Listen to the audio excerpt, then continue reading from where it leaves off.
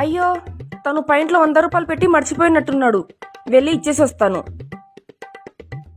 ఏవండి, మీ పైన జేబులో 100 రూపాయలు పెట్టి మర్చిపోయినట్టున్నారు, తీసుకోండి. నువ్వు చాలా మంచి దానిలో ఉన్నావు. అదే వేరే వాళ్ళ భార్యలు అంటే డబ్బులు తీసుకుని దొంగతనంగా దాపెట్టుకునే వాళ్ళు. ఈ 100 రూపాయలు పెట్టుకో. అలానే నా తరపు నుంచి ఈ 100 రూపాయలు కూడా పెట్టుకో. థ్యాంక్ యూ అండి. అయ్యో, ఈ రోజు కూడా షర్ట్లో 200 పెట్టి మర్చిపోయినట్టున్నాడే. ఒక పని చేద్దాం, ఇచ్చేద్దాంలే. ఏవండి, మీరు ఈ రోజు కూడా ఈ షర్ట్లో 200 పెట్టి మర్చిపోయినట్టున్నారండి, తీసుకోండి. అరే, నువ్వు ఇలా చేసి నా మనసుని గెలుచుకున్నావు. ఓ పని చేయి, ఈ 200 పెట్టుకో. అలానే నా తరపు నుంచి ఈ 200 కూడా పెట్టుకో. థ్యాంక్ యూ అండి.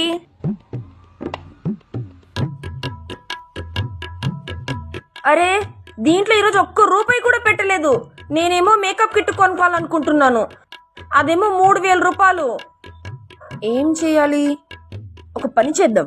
మా ఆయన జేబులో నేనే 1500 పెట్టేసి మా ఆయనకి వెళ్ళి చూపిస్తే మళ్ళీ మా ఆయన నాకు 1500 ఇస్తాడు. ఇవి మొత్తం 3000 వచ్చేస్తాయి.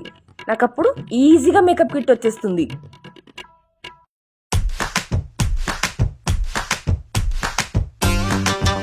ఏవండి, మీరు ఈ రోజు కూడా పాయింట్లో 1500 మర్చిపోయారండి. నేను పొద్దునుంచి ఈ డబ్బుల కోసమే చాలా వెతుకుతున్నా, అస్సలు దొరకలేదు. చాలా థ్యాంక్స్. అయిందా? బాగైందా? ప్రతిదానికి ఓవర్ ఎక్స్ప్రెషన్.